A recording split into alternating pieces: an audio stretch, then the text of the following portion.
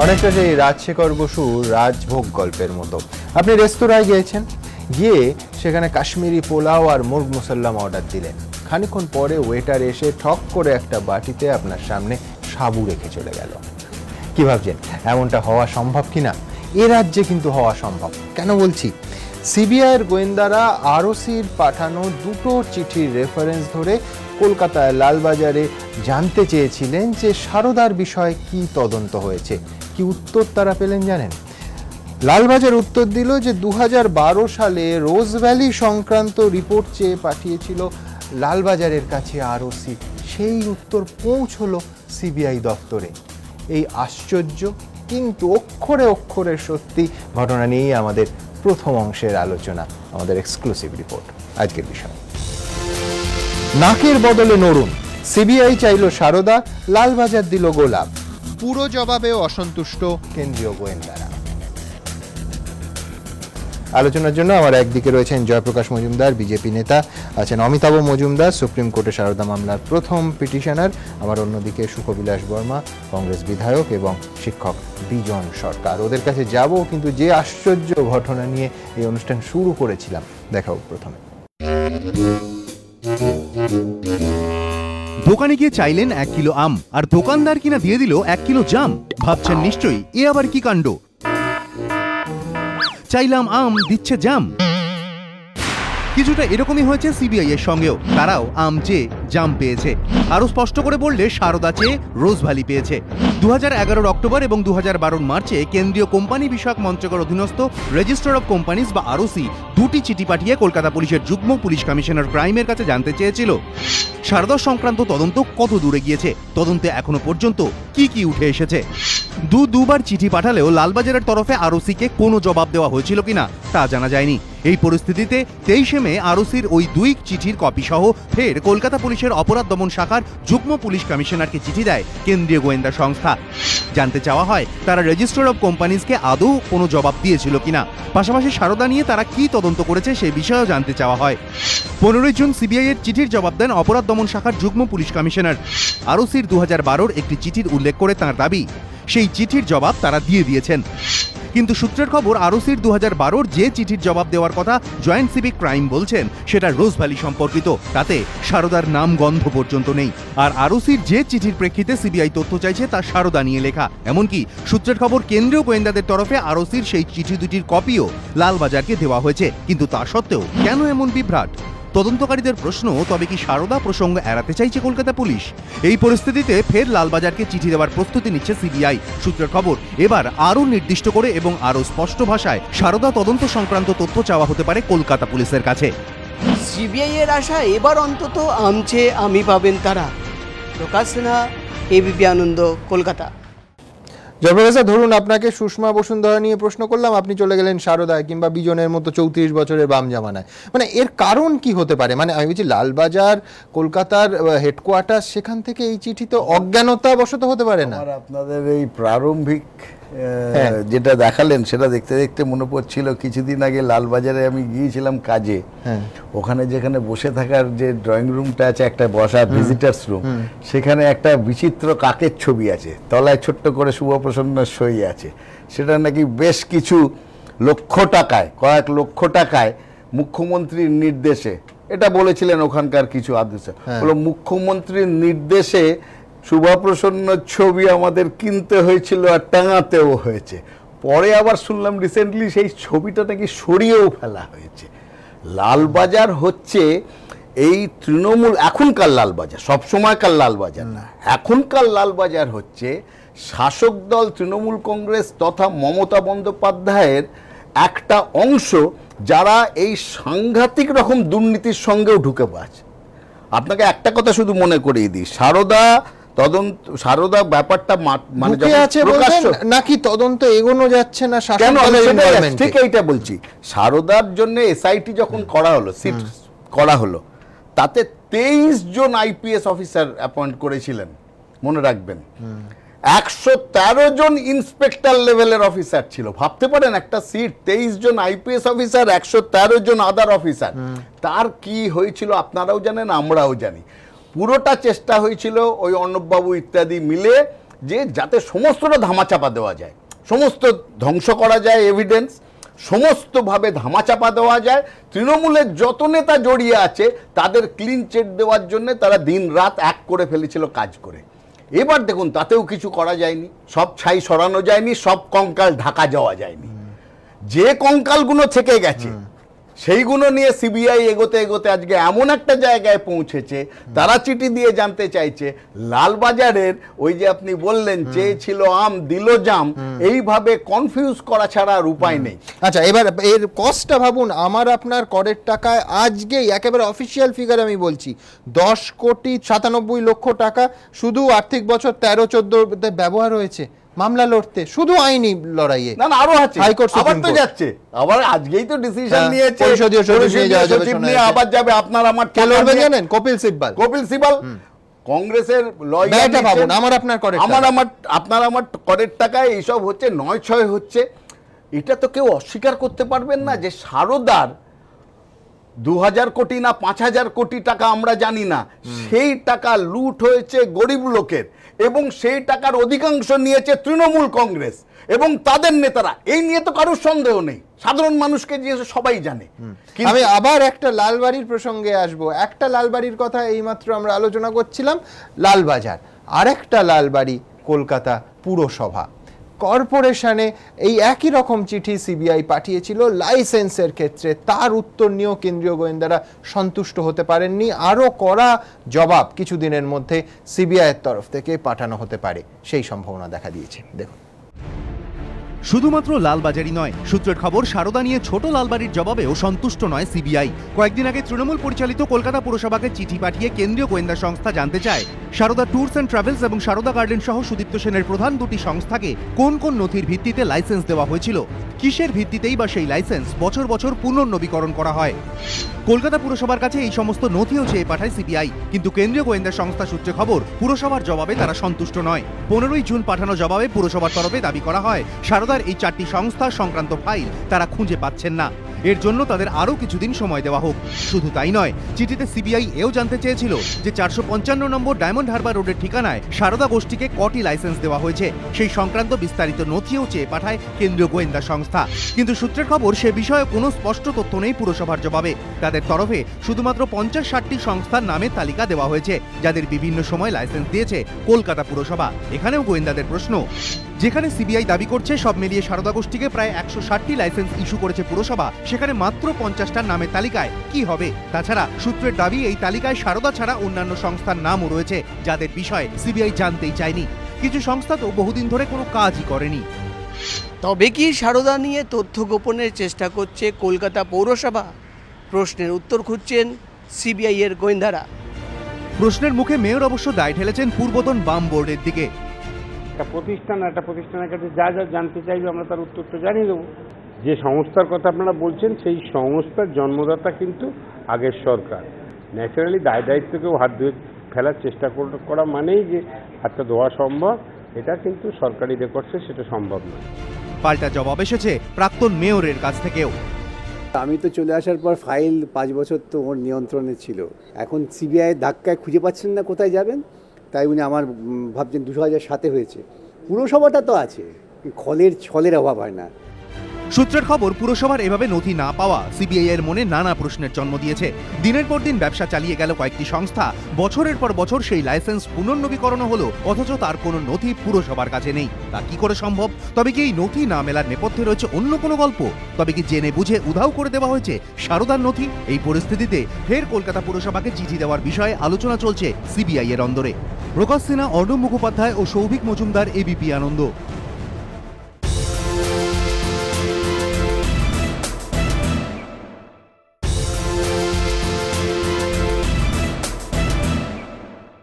সুখবিলাসবাবু, mayor সাধুবাদ পাবেন, আমরা সাধুবাদ জানাবো তিনি যদি বের করতে পারেন যে 2006-07 এবং 7-8-এ সত্যি বাম বোর্ডের কোনো অংশ যুক্ত ছিল, সেখানে দুর্নীতি হয়েছে। কিন্তু আমি বলছি ফাইল লোপাট, এটা একটা এলিবাই।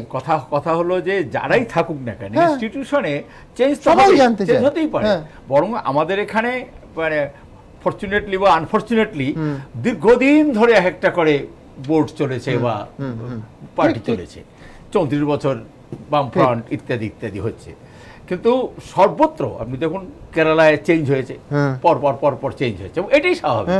এবং মানে আমি বলছি যেই হোক না যেই হোক 73টা লাইসেন্স সেটা রিনিউ হচ্ছে, রেকর্ড তো থাকবে, কংগ্রেস বেশি দিন ছিল, রেকর্ড ঠিক থাকবে যেখানেই থাকবে কেন, বলে রেকর্ড থাকবে এইভাবে, কিন্তু রেকর্ড থাকবে। আর যেখানে রেকর্ড থাকে না তার অর্থ হচ্ছে যে সেই ইনস্টিটিউশনকে শেষ করে দিয়ে এই অবস্থাটা করা হয়। অর্থাৎ রেকর্ড না থাকার কারণই হচ্ছে উদ্দেশ্যমূলক। 2010-এর পরেই ম্যাক্সিমাম হয়েছে 160-এর ভেতরে মোর দ্যান 90% হচ্ছে কি যে কোম্পানিগুলো হচ্ছে, তা 2010-এর পরে হয়েছে। তত এটা কি করে আমি বলছি, অমিতাভ বাবু আমি অন্য কথা বলছি, আমি বলছি যে 5 এবং 7 এবং 8 তাতে যদি দুটো হয়, বাম বোর্ডের যদি আমলে দুটো দুর্নীতি হয়, সামনে আনুন সোহন বাবু, সামনে আনুন, অভিনন্দন যোগ্য। 4 বছর তো হয়ে গেল, এখন তো ঘন্টা বেজে গেছে মমতা বন্দ্যোপাধ্যায়ের সরকারে, আর কবে আনবেন? 4 বছর তো হয়ে গেল শেষ, আর কবে আনবে? কলকাতা পুরসভা তো সবে জিতলো, আরো 5 বছর। না না না, কথা বলুন, তার আগের 5 বছর কে ছিল? এই সবে জিতলো, তার আগের 5 বছর কে ছিল? পুরসভা কে ছিল 5 বছর? বলি নাকি বলবো না? কলকাতা পুরসভা 5 বছর আবার তো নতুন করে পেয়েছে। এটা আপনি তো বলছেন বিধানসভার কথা, যে সামনে ষোলোতে আসছে। কলকাতা পুরসভার যে লাইসেন্স, সেই লাইসেন্স নিয়ে যখন আলোচনা হবে, সবে আসলো তৃণমূল, আগের বলিনি সেটা, আপনি বুঝুন না আগে কথাটা বললেন তো, আপনি বলিনি মানে না, আপনি বললেন যে চলে যাওয়ার সময়। কিন্তু প্রশ্নটা হলো যে কলকাতা পুরসভা কাছ থেকে যেটা চেয়েছে সেটা তারা দেবে নির্দিষ্ট পদ্ধতিতে, যা আছে। যদি এই যে লালবাজারকে যে চিঠি, লালবাজারকে চাওয়া হয়েছে এক, দিয়েছে আরেকটা, এটা যেটা প্রশ্নটা উঠেছে, ঠিক না, ঘটনাটা ঠিক না, যা চাওয়া হয়েছে তাই দেওয়া উচিত, এটা আমি মনে করি। কিন্তু প্রশ্ন হলো, তাহলে লালবাজারের উপর কি সিবিআই বেশি ভরসা করছে? সিবিআই কি তদন্ত তদন্তটা হয়েছে সেই তথ্যের উপর এত ভরসা করতে হচ্ছে কেন সিবিআই? তুমি 2012-তে চিঠিটা পেয়ে তুমি কি অ্যাকশন নিচ্ছ তার উপর ডিপেন্ড করবে তোমার ইনভলভমেন্ট আছে না নেই। 2014 থেকে এই আজ অব্দি 6টা চিঠি নবান্ন হয়ে গেছে।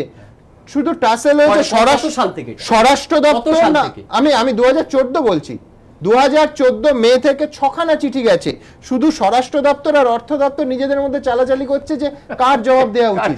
লালবাজারকে নবান্ন জবাব দিচ্ছে না, লালবাজার জবাব দিচ্ছে না, কর্পোরেশনের জবাব চিঠি দিয়েছে, আরওসি চিঠি দিয়েছে লালবাজারকে, আরওসি না, আমি এটা বলছি যে সিবিআই। হ্যাঁ, এবার আরওসি যে চিঠি দিয়েছিল লালবাজার কি তদন্ত করেছে সেটা জানতে চাইছে সিবিআই, তাই তো? এবার আমি জানতে হবে তো তদন্তের স্বার্থে, হ্যাঁ তদন্তের স্বার্থে ইনভলভমেন্টটা বোঝা যাবে। লালবাজার কি তদন্ত করেছে তার একটা রিপোর্ট দিন। এবার যেটা চাওয়া হয়েছিল তার একটা পোরশন হয়তো দিয়েছে, আরেকটা পোরশন না, পোরশন না, এক পোরশনও দেয়নি, যেটা চাওয়া হয়েছে ধরুন সেটা দিয়েছে সারদা। আমি তোমার চিঠিটা দেখাই, চিঠিটা যেটা আমি বলছি আপনাকে চেয়েছে, আপনি শাক দিয়ে মাছ কাটতে চাইছেন, না শাক দিয়ে মাছ দেওয়া হয়েছে, শাক দিয়ে মাছ চাইলে একটা এবার ধরুন যেটা চেয়েছে সারদা সংক্রান্ত তথ্য চেয়েছে, এবারে দেওয়া হয়নি, দিয়েছে অন্য কিছু, এর পরের চিঠিতে হয়তো তার উত্তর দেবে। চিঠি লাগে, মানে লাগে আজকাল দুটো চিঠি, তারপরে চিঠিতে দিল। কি প্রশ্ন কেউ যদি করে সে কি ভুল করবে যে আপনাদের সিবিআই ধরুন লালবাজার এই তদন্ত রিপোর্টটা দিল, সিবিআই এতদিন ধরে কি করছে, এত দিন হয়ে গেল, 1 বছর হয়ে গেল, সিবিআই কি করছে? তারা কি পারছে না করতে? ব্যর্থ ভুল করেছে করার জন্য তার মানে সিবিআই ব্যর্থ কিনা বলুন। এর পরের চিঠি যাবে তো, ভুল উত্তর দিয়েছো, এর পরের চিঠি যাবে যে তোমরা ভুল উত্তর দিয়েছো, আসল উত্তরটা দাও, তার উত্তরে আসবে ফাইল খুঁজে পাচ্ছি না, এই বলবে, দেখে নেবেন এইখানে দাঁড়িয়ে আলোচনা করব ফাইল খুঁজে। কারণ মনে করিয়ে দিই, ফাইল তো অনেক পাওয়া যাচ্ছে না, 9th মে সুষমা স্বরাজের ফাইল খুঁজে পাচ্ছি, আরে 9th মে সুপ্রিম কোর্টের অর্ডার হয়েছিল, 9th মে সুপ্রিম কোর্ট অর্ডার করেছিল এই সিবিআই এনকোয়ারি। তারপরে 11 জুন সমস্ত মামলার কাগজপত্র চেয়ে পাঠিয়েছিল সিবিআই রাজ্যের কাছে, দেয়নি। তারপরে 20 অক্টোবর সেই বছরে আবার রিমাইন্ডার দিল, দেয়নি। এই বছরের 16 জানুয়ারি আবার চিঠি দিল, দেয়নি। এই যে চিঠি মানে কাগজপত্র হস্তান্তর করো, ভালো কথা, এই যে এটা হচ্ছে কি জানেন, দাঁড়ান সুপ্রিম কোর্টে গিয়ে বলুন না যে দিচ্ছে না রাজ্য, এইটা যখন সুপ্রিম কোর্টের মার্চ মাসে, ঠিক বলছি তো, সিবিআই চালাচ্ছে, আপনি বলতে পারেন না। আর আপনারাই তো আটকাচ্ছেন, মানছি তো সিবিআই আমরা চালাচ্ছি, আর আপনারা পালাচ্ছেন কেন? আমরা চালাচ্ছি, আপনারা পালাচ্ছেন। সিবিআই মানছি, আপনি এটি যেতে বলুন প্লিজ। আপনারা গিয়ে বলতে আপনি জানেন না কি হচ্ছে, এটা বলে দিচ্ছেন না। শুনুন, 16 জানুয়ারির পরে মার্চ মাসে যখন হিয়ারিং হলো, একটাই দেখো চিৎকার চাঁচমিতে ডিলটা না ভেঙে যায়। 13 তারিখে আছে। আপনারা এতদিন বলতেন যে সুপ্রিম কোর্টের তদন্ত চলছে, সুপ্রিম কোর্ট তদন্ত করছে। আমি আসছি, তার আগে আপনাদের দেখাবো যে আজকের অন্যতম বড় খবর যে 185টি নতুন ব্যাংক অ্যাকাউন্টে রোজভ্যালির নতুন ব্যাংক অ্যাকাউন্টের সন্ধান পেল ইডি। দেখুন, একদিকে যখন সারদা তদন্তের নয়া সূত্রের অপেক্ষায় সিবিআই, তখন রোজভ্যালির বিরুদ্ধে নতুন অস্ত্র পেল আরেক কেন্দ্রীয় সংস্থা এনফোর্সমেন্ট ডিরেক্টরেট। ইডি সূত্রে খবর, তদন্ত নেমে গৌতম কুণ্ডুর সংস্থার আরও 185টি নতুন ব্যাংক অ্যাকাউন্টের হদিশ পেয়েছে তারা, যাতে কমপক্ষে 60 কোটি টাকা গচ্ছিত রয়েছে।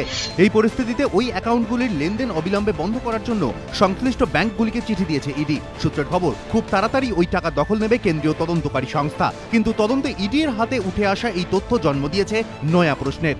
কেন্দ্রীয় তদন্তকারী সংস্থা সূত্র খবর, রোজভ্যালি তাদের ব্যবসা সংক্রান্ত যে সমস্ত নথি ইডিকে দিয়েছিল তাতে বলা হয় তাদের মোট 2807টি ব্যাংক অ্যাকাউন্ট রয়েছে, যাতে 295 কোটি টাকা রয়েছে। পরবর্তীকালে যে অ্যাকাউন্টগুলির লেনদেন বন্ধ করিয়ে দেয় ইডি, টাকাও বাজেয়াপ্ত করার প্রক্রিয়া শুরু করে। ইডির দাবি, ইতিমধ্যেই 125 কোটি টাকা তাদের হাতে এসে গিয়েছে কিছুদিনের মধ্যেই, যা তারা কেন্দ্রীয় অর্থ মন্ত্রকের হাতে তুলে দেবে। কেন্দ্রীয় তদন্তকারী সংস্থার বক্তব্য, আগামী 1 মাসের মধ্যে বাকি টাকাও বাজেয়াপ্ত হয়ে যাবে। এই পরিস্থিতিতেই রোজভ্যালির আরও 185টি ব্যাংক অ্যাকাউন্টের হদিশ পেল ইডি। কেন্দ্রীয় তদন্তকারীদের প্রশ্ন, তবে কি এই সমস্ত টাকা যাতে তাদের নজরে না আসে সেই কারণেই গোপন রাখা হয়েছিল অ্যাকাউন্টগুলি? তবে কি এমন আরও অ্যাকাউন্ট রয়েছে যেখানে লুকিয়ে রাখা হয়েছে কোটি কোটি টাকা? তদন্তে গোয়েন্দারা। প্রকাশ সিনহা, এবিপি আনন্দ, কলকাতা।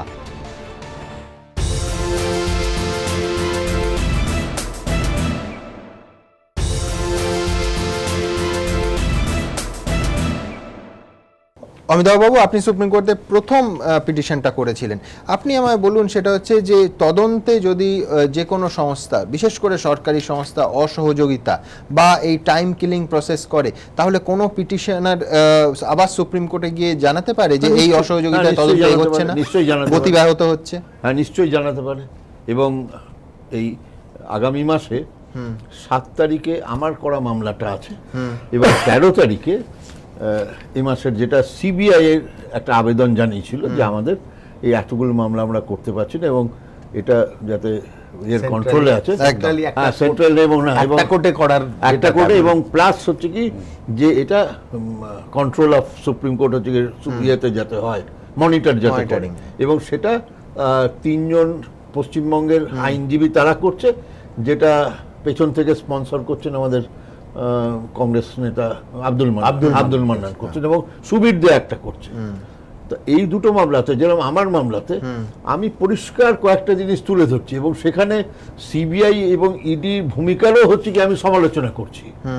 আমার একটা বক্তব্য, সেটা আমি আগের বারে জমা দিতে পারিনি, কারণ এটা আমাকে আমার আইনজীবী বলেছিলেন আর্গুমেন্ট সব সময় দেবো। আমি বলেছিলাম যে আজকে যেভাবে এই সিট হচ্ছে কি এই সমস্ত তথ্য গায়েব করেছে বা ইয়ে করেছে, অপকর্মগুলো করেছে, এইটা আপনি সুপ্রিম কোর্টের ইয়েতে, তা আমার সেটা রিটন রিজয়েন্ডার ছিল, বললো না রিটন এটা দেওয়া হবে না, এটা আর্গুমেন্টসের সময় আপনি যেগুলো দিয়েছেন, যে ওই একটা ব্যাংকের রাত্রিবেলায় গিয়ে ভয়ঙ্কর ধরনের জিনিসপত্র হয়েছে, ডায়েরি হারিয়ে গিয়েছে, অমুক হয়েছে, এসবগুলো তাদের কেন শাস্তি দেওয়া হবে না? তা সেইটা প্লাস আজকে একটা জিনিস কি না, অর্থাৎ সুপ্রিম কোর্টের নির্দেশে সিবিআই তদন্ত করছে, সেই তদন্তে অসহযোগিতা আইন বিরুদ্ধ, এবং আরো তো প্রথম দিন থেকে করে আসছে রাজ্য সরকার, রাজ্যের পুলিশ এবং রাজ্যের যারা এই ব্যাপারে, এখানে সিবিআই এর হচ্ছে কি একটা ভূমিকা আছে, যে আজকে দেখা যাচ্ছে যে মিঠুন চক্রবর্তী একটা টাকা ফেরত দিলেন, কিন্তু আমি যেহেতু এই ব্যাপারটা আমি ফলো করেছি, আমি জানি, কারণ মিঠুন চক্রবর্তী কিন্তু আনফেয়ার কোনো ডিল করেনি, এই কারণে করেনি, তিনি কিন্তু একটা চুক্তির ভিত্তিতে এবং তার আগের একটা চুক্তি আরেকটি চ্যানেলের সঙ্গে পরে মাঝখানে চুক্তি ছিল, এবং দেখা যাচ্ছে দ্যাট ইজ ভেরি রিজনেবল। মানে এখানে হচ্ছে বরঞ্চ কম নিয়েছে, অতএব সে তো পরিশ্রম করে সে নিয়েছে। কিন্তু শতাব্দী রায় হয়েছে, হ্যাঁ শতাব্দী রায় আর সে তারা তো কেউ তারা তাদের অন্যরা যদি আজকে যে আমাদের মামলা থেকে মুক্তি পাবে, চিত্রকর সুভাপ্রসন্ন বাবু 14 কোটি নিয়েছিলেন। এখন যেটা ইডিতে গিয়ে তথ্যটা তিনি 9 কোটির পরে হোঁচট খাচ্ছেন, আর হিসেব করতে পারছেন না। তাহলে এখন যদি বলেন আমি 4-5 কোটি টাকা ফেরত দিয়ে আমাকে মুক্তি দাও, সেটা কি করে সম্ভব?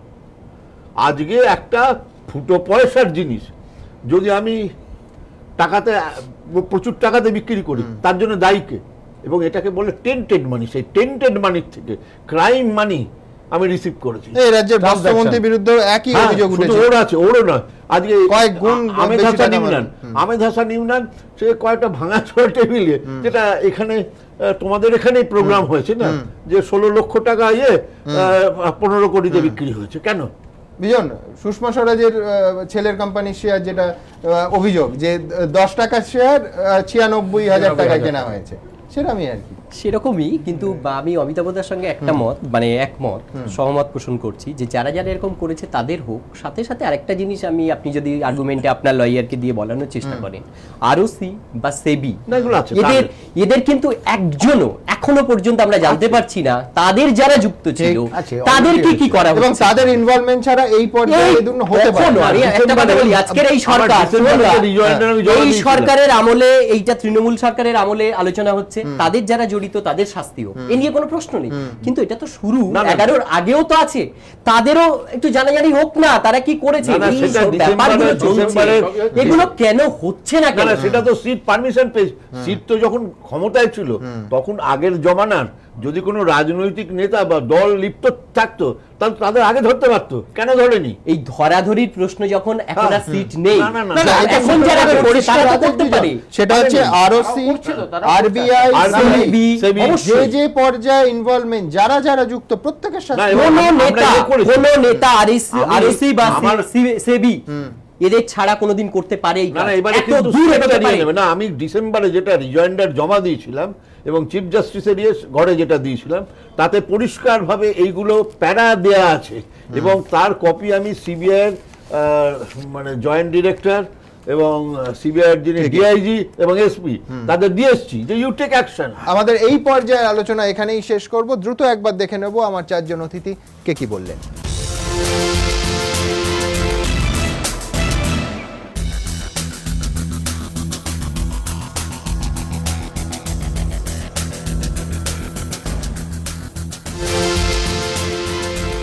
যেন দক্ষিণারঞ্জন মিত্র মজুমদারের ঠাকুমার ঝুলি, একজন সুয়োরানী আর অন্যজন দুয়োরানী, সুষমা স্বরাজ এবং বসুন্ধরা রাজে একজনের পাশে একেবারে কোমর বেঁধে দাঁড়িয়ে পড়েছে দল, আর অন্যজনের সঙ্গে দলের দূরত্ব।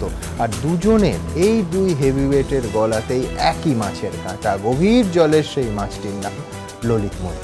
আর এই গোটা ঘটনা নিয়ে আর এক মোদী, ভারতবর্ষের প্রধানমন্ত্রী নরেন্দ্র মোদী, তিনি কিছুদিন আগেও বলেছিলেন না খাউঙ্গা না খানে দুঙ্গা, তিনি কেন নীরব? প্রশ্ন তুলছেন বিরোধীরা। এই নিয়েই আমাদের দ্বিতীয় পর্ব, আমাদের বিষয়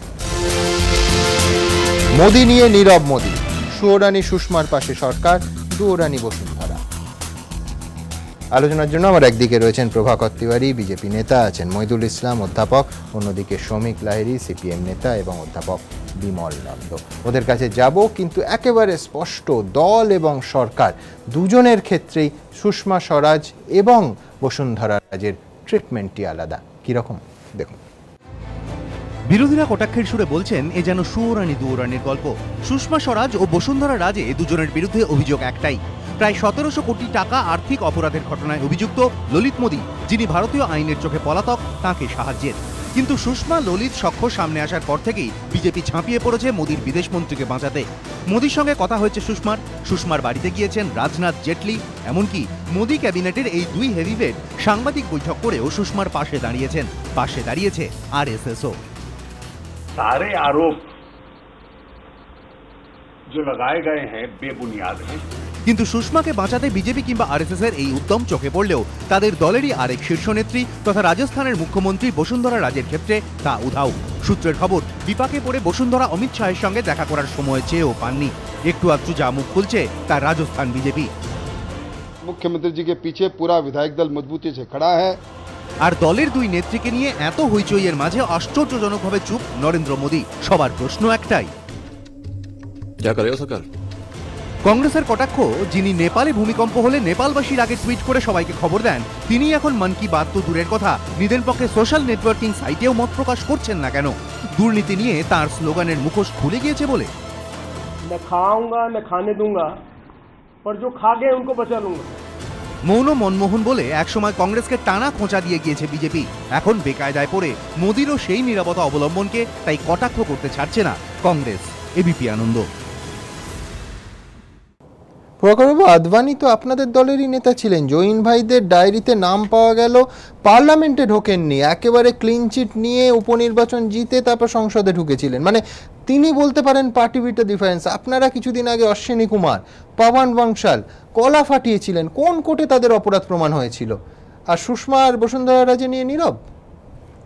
পার্টি নীরব নেই, পার্টি তার স্ট্যান্ড স্পষ্ট করেছে, হ্যাঁ, পাশে দাঁড়িয়েছে।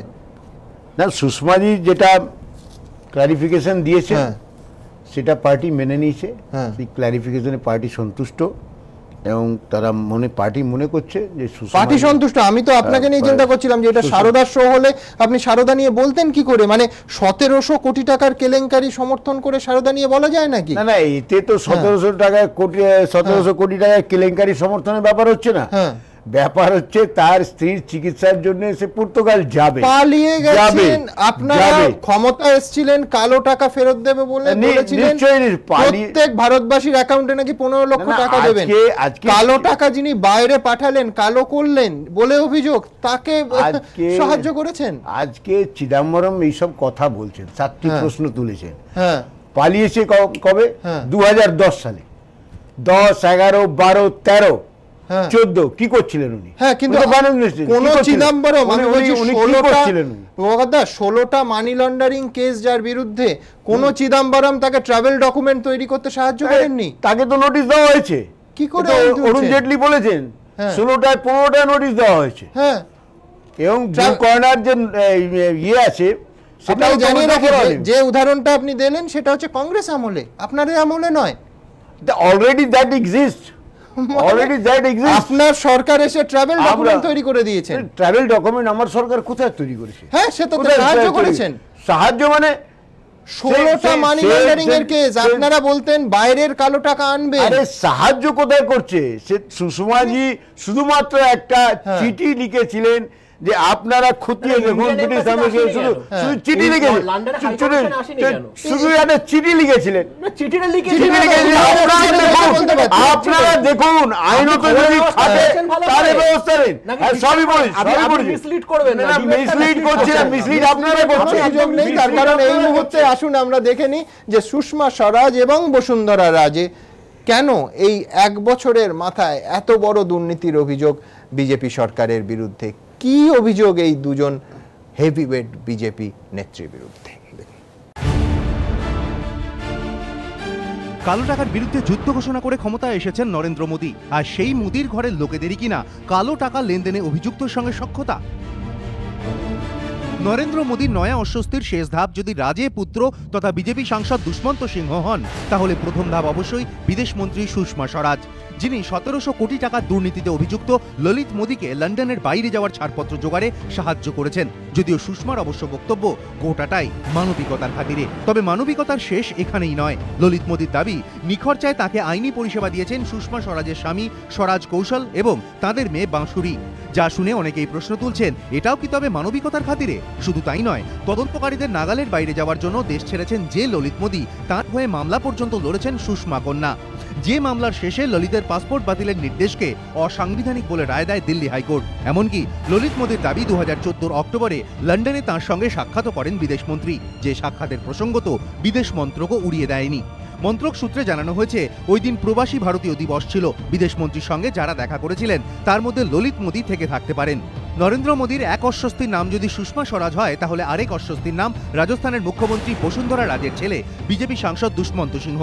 দ্য টাইমস অফ ইন্ডিয়ায় প্রকাশিত প্রতিবেদন অনুযায়ী মরিশাসের এক অজানা উৎস থেকে ললিত মোদীর হোটেল কোম্পানিতে আসা 21 কোটি টাকার তদন্ত করতে গিয়ে এনফোর্সমেন্ট ডিরেক্টরেট দেখে এই টাকার একটি বড় অংশ মোদী লগ্নি করেছেন Niyanta heritage hotels private limited নামে একটি সংস্থায়, যার ডিরেক্টর বসুন্ধরা রাজের ছেলে তথা বিজেপি সাংসদ দুষ্মন্ত এবং তার স্ত্রী নিহারিকা। জানা যায়, ঋণ ও শেয়ার কেনার নামে বিজেপি সাংসদের সংস্থায় প্রায় 12 কোটি টাকা লগ্নি করেছিলেন ললিত মোদী। 10 টাকা মূল্যের শেয়ার কিনেছিলেন প্রায় লাখ টাকায়। আর গোটা লেনদেনটি হয়েছিল 2008 সালে বসুন্ধরা রাজে রাজস্থানের মুখ্যমন্ত্রী থাকাকালীন। এই জোড়া কাটাতেই এখন জেরবার আচ্ছে দিনের সরকার। এবিপি আনন্দ।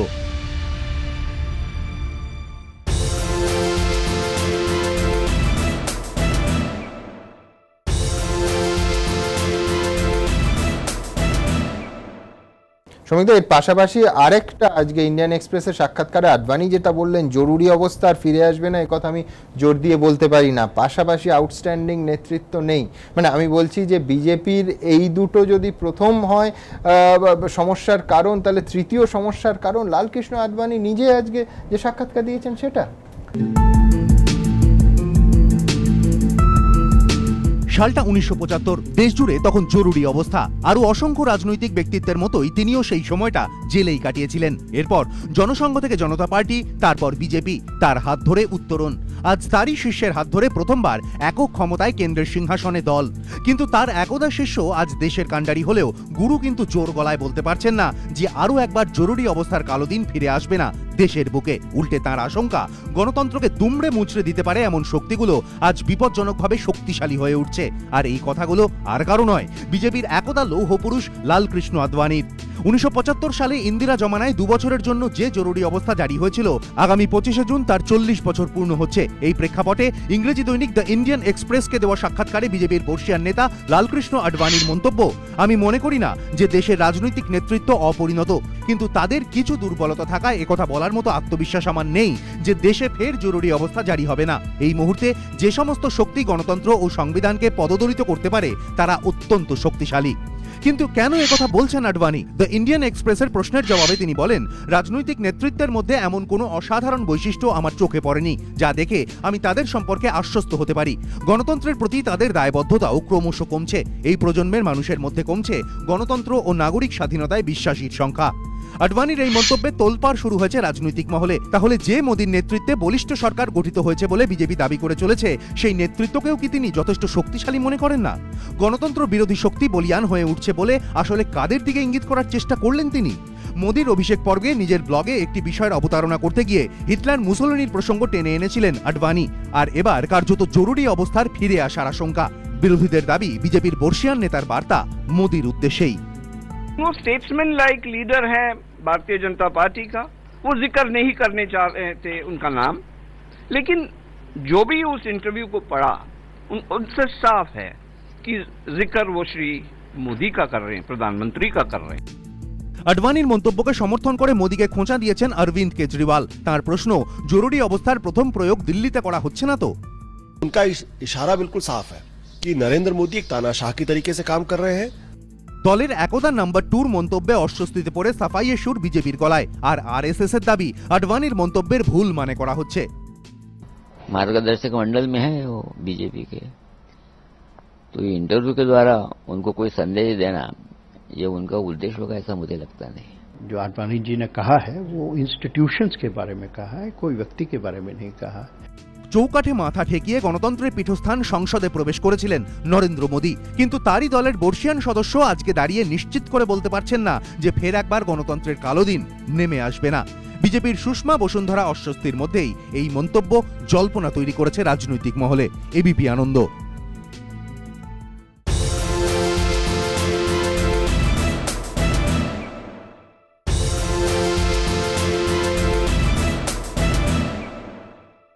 এক বছরের মাথায় এতগুলো আক্রমণের মুখে পড়তে হচ্ছে। এটাই বলেছিলাম, আরো অনেক আক্রমণ অপেক্ষা করছে, আরো অনেক কথা বেরিয়ে আসবে। শুধু এইটাই না, এই যে এখন একটা অদ্ভুত সাফাই গাওয়া হয়েছে বিজেপির পক্ষ থেকে, মানবিক কারণে নাকি এই যে পালিয়ে গেছে দেশ থেকে, তারকে এক দেশ থেকে, আমার দেশ নয়, ইংল্যান্ড থেকে পর্তুগালে যাওয়ার জন্য তার ভিসা যাতে ইংল্যান্ড তারা যাতে দেয়, তার জন্য তাকে অনুরোধ করছে কে? ভারতের বিদেশ মন্ত্রী।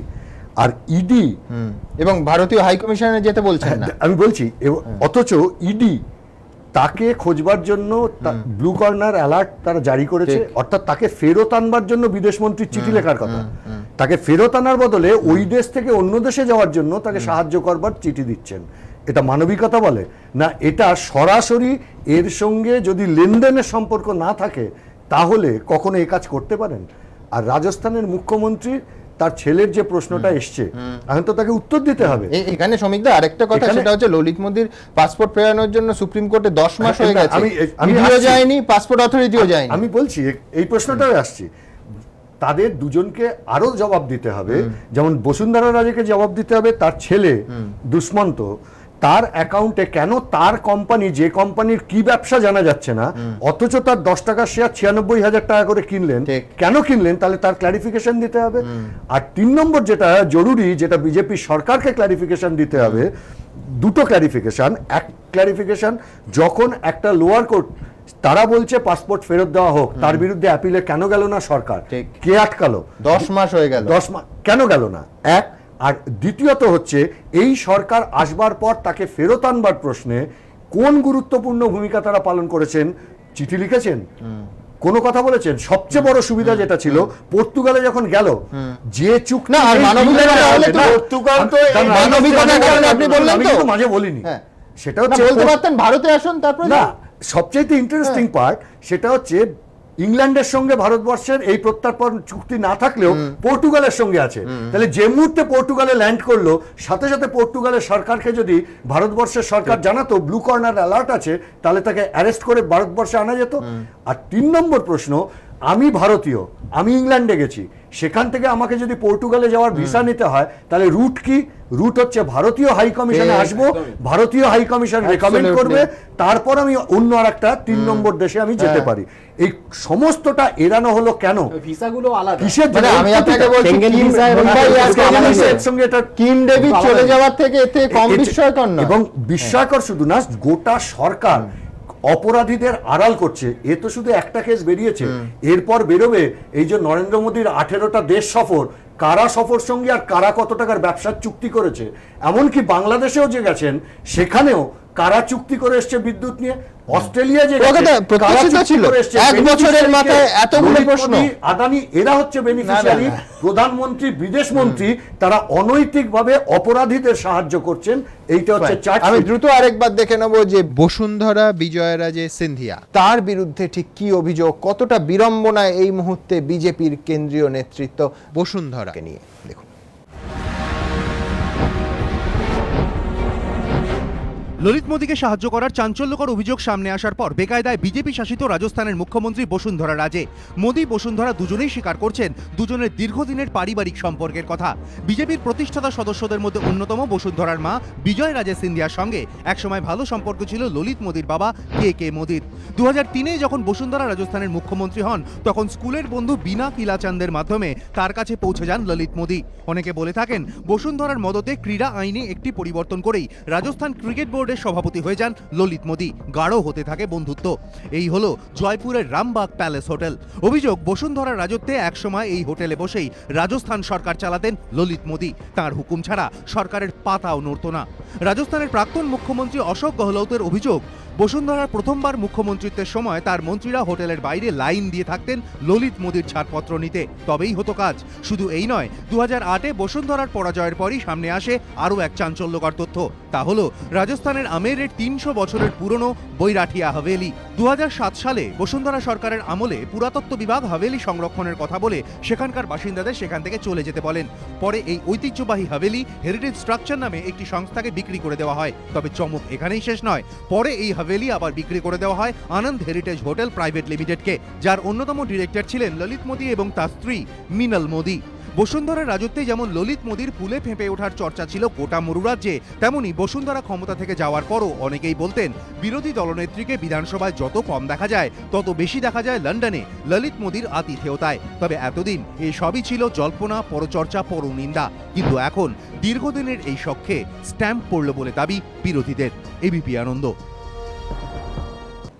মইদুল, 1 বছরের মধ্যে এই সরকারের এত বড় ধাক্কা, আমার ধারণা যে তুমি একমত হবে কিনা জানি না, যে 1 বছরের মধ্যে এর থেকে বড় চ্যালেঞ্জের মুখে এই সরকার কখনো পড়েনি। মানে দুর্নীতি, যেটা এতদিন বলা হচ্ছিল যে হ্যাঁ 15 লক্ষ টাকা অ্যাকাউন্টে দিতে পারিনি, কালো টাকা আনাতে পারিনি, কিন্তু ওই প্রতিশ্রুতি মোদি রাখতে পেরেছেন, না খাউঙ্গা না খানে দুঙ্গা, হলো না, চুরমার হয়ে গেল। না, একদমই হলো না। এবং সব থেকে যেটা আশ্চর্যের বিষয় যে এমন একজন প্রধানমন্ত্রী, যিনি প্রধানমন্ত্রী হওয়ার অনতিবিলম্বে পরে একটা মানুষকে অঙ্গীকার করেছিলেন যে কালো টাকা ফিরিয়ে আনবো, এবং ফিরিয়ে আনার অঙ্গীকার করার পরে এখন কি দাঁড়াচ্ছে যে এমন একজন ব্যক্তি যাকে ইডি খুঁজছে, তাকে কোনো রকমভাবে সে যাতে ভারতবর্ষে না আসে এইটার তার ব্যবস্থা করা হচ্ছে।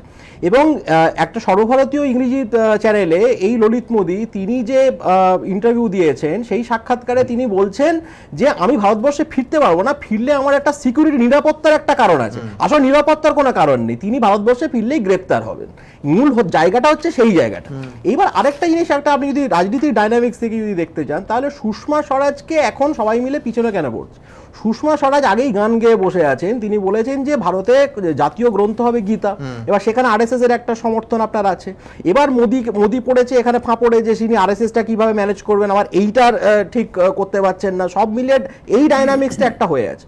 তৃতীয় যে জিনিসটা, যে এখানে কিন্তু আরেকটা সংসদে আরেকজন একটা দল আছে, সেটা হচ্ছে তার নাম হচ্ছে তৃণমূল কংগ্রেস। সেই তৃণমূল কংগ্রেস কিন্তু কিছু বলছেও না, জানি না তাদের তোমরা এটা বলছো না, বলছো মইদুল, আমি এই জন্য কাউন্টার করছি যে সৌগত রায়ের মানুষ, হ্যাঁ সৌগত রায় বলছেন, আবার সেটা বলা হচ্ছে এটা অফিশিয়াল পজিশন নয়। এবার দেখুন পার্টির মুখপাত্র বলছেন, মানে আমি বলছি সেটাই তো আমেরিকা থেকে মৌনতা হচ্ছে দুজনের, মৌনতা হচ্ছে দুজনের, হিরণময় মৌনতা, মনমোহন সিং এর মৌনতা নিয়ে লোকে প্রশ্ন করতো, বিজেপি প্রশ্ন দরকার ছিল, সেই মৌনতা নিয়ে প্রশ্ন করার যথেষ্ট কারণ ছিল। মোদি মৌন, আর আমাদের এখানে মাননীয় মুখ্যমন্ত্রী মৌন। কেন মৌন কেউ জানে না। 2010 সাল থেকে ললিত মোদির এই ঘটনা ঘটছে, 2010 থেকে 12 সাল পর্যন্ত তৃণমূল কংগ্রেস হচ্ছে সরকারে ছিল, ইউপিএ 2 সরকারে, তখন কে পার্লামেন্টে 6টা মন্ত্রী ছিল কেন্দ্র সরকারে। কোন রকমের তৃণমূল কংগ্রেসের তরফ থেকে স্পোক্স পারসন হিসেবে কি বলা হয়েছিল ললিত মোদি কেউ জানে না, এখন কি বলা হচ্ছে কেউ জানে না, কিন্তু সততার প্রতীক তো হচ্ছে তৃণমূল কংগ্রেস। তাহলে এরকম একটা জায়গায় ইডি খুঁজছে একটা মানুষের, 1700 কোটি টাকা তার অভিযোগ আছে, এরকম একটা ব্যক্তি সম্পর্কে এখানে আমাদের পশ্চিমবঙ্গের একটা বড় একটা দল সংসদে, সেটা চতুর্থ বৃহত্তম দল, তাদের কোনো বক্তব্য থাকবে না। এটা নিয়ে বিমলদার কাছে আসবো। বিমলদা, এই প্রথম দুর্নীতি নিয়ে একটা ইস্যু সর্বভারতীয় চেহারা নিচ্ছে, যেখানে মমতা বন্দ্যোপাধ্যায় তার দল সরব নন, বরঞ্চ যিনি সরব হলেন তাকে একেবারে আমেরিকা থেকে বসে পার্টির মুখপাত্র কার্যত প্রকাশ্যে ভৎসনা করা হলো। না, এখানে কতগুলো পলিটিক্যাল ডাইনামিক্স যেটা বললো মইদুল, আমি সেই আলোচনাতেই আসবো। কারণ ইতিমধ্যে একটা বিষয় আপনাকে ভাবতে হবে, সেটা হচ্ছে এই যে নরেন্দ্র মোদীর বিরুদ্ধে আলোচনাগুলো চলছে বা সমালোচনাগুলো শুরু হয়েছে, এটা নিঃসন্দেহে রাজনৈতিক দলটিকে বা তার সরকারটিকে অস্বস্তিতে ফেলছে। কারণ নরেন্দ্র মোদী যে কথাগুলো দিয়েছিলেন, সেই প্রশ্নগুলো উঠে আসছে যে আপনি কি ব্যবস্থা নেবেন। এটা দেখার বিষয় যে বিজেপি কি ব্যবস্থা নেয়। আপনি তৃণমূল কংগ্রেসের কথা বলছেন, আমি আরেকটা কথা বলি।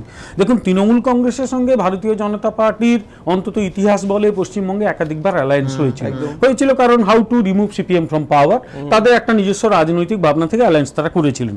কিন্তু যে রাজনৈতিক দলটির সঙ্গে কোনো কালে বিজেপির কোনো অ্যালায়েন্স ছিল না, তার নাম সমাজবাদী পার্টি, তারাও কিন্তু প্রকাশ্যে তার একজন নেতা এক্ষেত্রে সুষমা স্বরাজকে সমর্থন করে বসে আছেন। আপনার তৃণমূল কংগ্রেসকে বলছেন, সেটা কিন্তু বলছেন না, সেটা বলা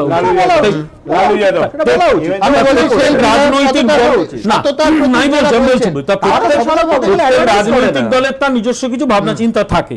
এখন তৃণমূল কংগ্রেস এটা নিয়ে সরব হয়নি মানে ভবিষ্যতে হবে না এরকম কোনো কথা নয়। কিন্তু মানবেন সাপা বাসপার মতো পার্টিকে কেউ সততার প্রতীক বলে না, কোনোদিন বলেনি ঐতিহাসিক ভাবে। ঠিক আছে, তৃণমূল কংগ্রেসের ক্ষেত্রেও গুরুত্বপূর্ণ ইস্যু ছিল, নরেন্দ্র মোদীর ক্ষেত্রেও সততা একটা গুরুত্বপূর্ণ ইস্যু ছিল। দুটো দলের ক্ষেত্রে প্রায় ওই জায়গায় মিল আছে। এখন তৃণমূল কংগ্রেস, আমার ধারণা এই মুহূর্তে একটু অপেক্ষা করা এবং দেখো নীতি নিচ্ছে। তার কারণ হচ্ছে এই যে তৃণমূল কংগ্রেস এই মুহূর্তে চাইছে না যে ভারতের রাজনীতি ঠিক কোন দিকে যায় তাকে একটু লক্ষ্য রাখতেই হবে। সব রাজনৈতিক দল পলিটিক্যাল স্ট্র্যাটেজি করে, আমার ধারণা তৃণমূল কংগ্রেসের স্ট্র্যাটেজিটা নিচ্ছে যে এই রাজনৈতিক যে পরিবর্তনগুলো ঘটছে কোন দিকে যায়। কারণ পশ্চিমবঙ্গের রাজনীতিতে তৃণমূল কংগ্রেস কিন্তু এখন মোটামুটি এমন একটা শক্ত জায়গায় আছে, তাকে ধাক্কা দেওয়ার কোনো জায়গা নেই। সেই জন্যই তো দুর্নীতির বিরুদ্ধে ইতিমধ্যেই পাহাড়ে লোকে তো বলছে যে সারদা নিয়ে বিড়ম্বনায় পড়বেন, সেই জন্য আর মোদিকে খোঁচাচ্ছেন না। সারদা নিয়ে বিড়ম্বনায় হবে না, তার কারণ সারদা নিয়ে যা তদন্ত হচ্ছে এটা সুপ্রিম কোর্টের নির্দেশে, এখানে কেন্দ্রীয় সরকারের সঙ্গে এর কোনো সম্পর্ক নেই। আমার ধারণা তৃণমূল কংগ্রেস এখন ওয়েট অ্যান্ড ওয়াচ পলিসি নিচ্ছে। উল্টো কথাটা বলছিল না, ঠিক ঠিক, যাই হোক ওয়েট অ্যান্ড ওয়াচ পলিসিটা নিচ্ছে এই কারণে যে রাজনৈতিক পরিবর্তনটা ঠিক কোন দিকে যায় লক্ষ্য রাখছে। কারণ এই মুহূর্তে তৃণমূল কংগ্রেস পশ্চিমবঙ্গের রাজনীতিটা শক্ত মাটির উপর দাঁড়িয়ে আছে এবং ভবিষ্যতে অন্তত তারা দেখতে চাইছে রাজনীতিটা কোন দিকে গড়ায়, তারপরে নিশ্চয়ই তার রিয়াকশন দেবে। এখানে তৃণমূল কংগ্রেস রিয়াকশন দিক না দিক, সমাজবাদী পার্টি রিয়াকশন দিক না দিক, এই মুহূর্তে এখানে দিল্লির রাজনীতিতে তারা কিছু করতে পারবে না। এখানে লড়াইটা মূলত কংগ্রেসের সঙ্গে। কিন্তু আমি বলছি বিজেপির ক্ষেত্রে সময় দেওয়াটা মমতা বন্দ্যোপাধ্যায়ের রাজনৈতিক ক্যারিয়ারে প্রথমবার, এবং আপনারা বলছেন, মইদুল বলছে সময় দেওয়া, আমি সেটা ধরছি না, কারণ আমি ডেরেক ওব্রায়েনের আমেরিকা থেকে করা টুইটটাকে অফিশিয়াল ধরবো। আমার প্রশ্নটা হচ্ছে তৃণমূল চুপ নেই, কিন্তু যখন তৃণমূলের একজন ভেটারেন এমপি এবং ওদের পার্টিতে খুবই ভেটারেন সৌগতরা একটা স্টেটমেন্ট করলেন, আচ্ছা তৃণমূল তারপর কোনো কথা বলল না, একটা মানে বোঝা যেত। ঠিক, এটাকে কন্ট্রাডিক্ট করে বলা হচ্ছে this is not our official statement, ওটা ওনার পার্সোনাল ওপিনিয়ন।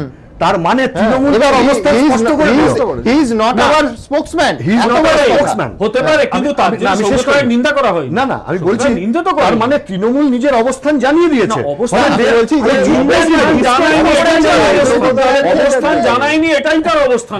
না না, পরিষ্কার হয়ে যাবে। আমি দ্রুত একবার দেখে নেব যে ললিত মোদীকে নিয়ে নিঃসন্দেহে কেন্দ্রে এবং রাজ্যে এত আলোচনা, ললিত মোদীর বিরুদ্ধে অভিযোগটা ঠিক কি কি করেছেন ললিত মোদী, কতটা সাফল্যের চূড়ায় উঠতে পেরেছিলেন রাজনৈতিক সখ্যকে কাজে লাগিয়ে। দেখুন, ললিত মোদী নামটা শোনা মাত্রই চোখের সামনে ভেসে ওঠে এক ফ্ল্যামবয়েন্ট ব্যক্তির ছবি।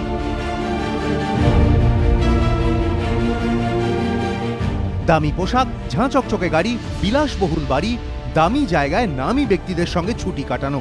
কিন্তু যে আইপিএল মোদীকে খ্যাতির চূড়ায় নিয়ে গিয়েছিল, সেই আইপিএল এর জন্যই এখন তিনি দেশ ছাড়া। ললিত মোদীর বিরুদ্ধে মোট 1700 কোটি টাকার বিদেশি মুদ্রা আইন লঙ্ঘনের অভিযোগে 16টি মামলা রয়েছে। তার মধ্যে অন্যতম হল আইপিএল এর সত্ত্ব বিক্রির ক্ষেত্রে কাটমানি নেওয়ার অভিযোগ। ললিত মোদীর বিরুদ্ধে অভিযোগ, তিনি মরিশাসের সংস্থা ওয়ার্ল্ড স্পোর্টস গ্রুপকে 425 কোটি টাকায় আইপিএল এর সত্ত্ব বিক্রি করেছিলেন। পরে সেই সত্ত্ব এমএসএম নামে আরেকটি কোম্পানিকে ট্রান্সফার করে দেওয়া হয়। অভিযোগ, এই ডিল থেকে 125 কোটি টাকা পান ললিত। 2009 দক্ষিণ আফ্রিকায় আইপিএল এর সময় আর্থিক নয়ছয়ের অভিযোগ রয়েছে মোদীর বিরুদ্ধে। 2011 ললিত মোদীর বিরুদ্ধে লাইট ব্লু কর্নার নোটিশ জারি করে DIR. If the UPA was hounding him, why does Mr. Arun Jaitley confirm that in 15 out of 16 cases show cause notices have been issued to him? Is the NDA also hounding him? এহেন ললিত মোদী একের পর এক মামলায় বিপাকে পড়তেই 2010 সালে দেশ ছেড়ে লন্ডন চলে যান। কিন্তু তাতে অবশ্য তার বিলাসবহুল জীবনে কোনো ভাঁটা পড়েনি। লন্ডনে বিশাল ম্যানশন, বিতর্কিত অপারেশন সফল হওয়া মাত্র স্ত্রীকে নিয়ে ইবিজায় ছুটি কাটাতে চলে যাওয়া, এহেন সুটেড বুটেড মোদীকে সাহায্য করেই এখন বিপাকে আরেক মোদীর দলের লোকজন। এবিপি আনন্দ। প্রকারবাবু, আপনাই তো এতদিন ধরে বলে এসছেন যে মনমোহন সিংহ তিনি সৎ হতে পারেন, কিন্তু দুর্নীতির বিরুদ্ধে একটা শব্দ বলতেন না মনমোহন সিংহ প্রধানমন্ত্রী হিসেবে। আপনাদের সব থেকে বড় অভিযোগ ছিল নরেন্দ্র মোদী কটা শব্দ বলেছেন? 4 দিন হয়ে গেছে। ঠিক সময়ে নরেন্দ্র মোদী বলবেন, অপেক্ষা করুন। আপনি বললেন মানবিকতা, বেশ। আমি বলছি সুষমা স্বরাজের ওনার বক্তব্য রাখবেন, স্বামী এবং স্ট্যান্ড স্পষ্ট আইনি লড়াই লড়লেন, নিপাত চায় চিদাম্বরম বলার নৈতিক অধিকার আছে। তার ওয়াইফ নলিনী চিদাম্বরম 1 কোটি টাকা সারদার থেকে নিয়েছিলেন ড্রাফটিং এর জন্য। প্রফেশনাল ফি সুষমা স্বরাজ 1 কোটি টাকা, আমি আপনাকে বলি 1 কোটি টাকা হতে পারে। আমি এই প্রশ্নটাই করব,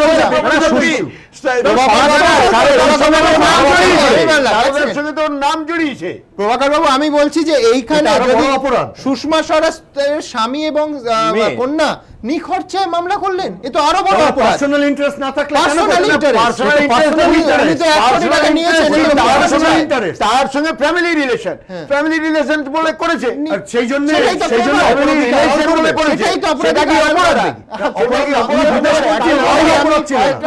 নিঃসন্দেহে এই বিষয় নিয়ে চর্চা করবে ভারতবর্ষ, কোনো সন্দেহ নেই। আমি দ্রুত একবার দেখবো আমার এই পর্যায়ের অতিথিরা কে কি বললেন।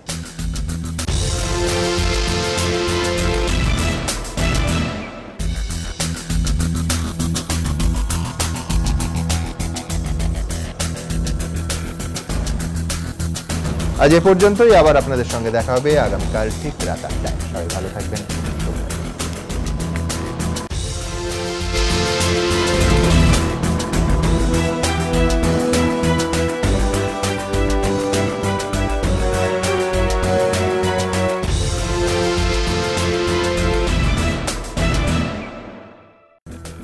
Powered by Subhash Bose institute of hotel management, সফল ক্যারিয়ারের সেরা ঠিকানা।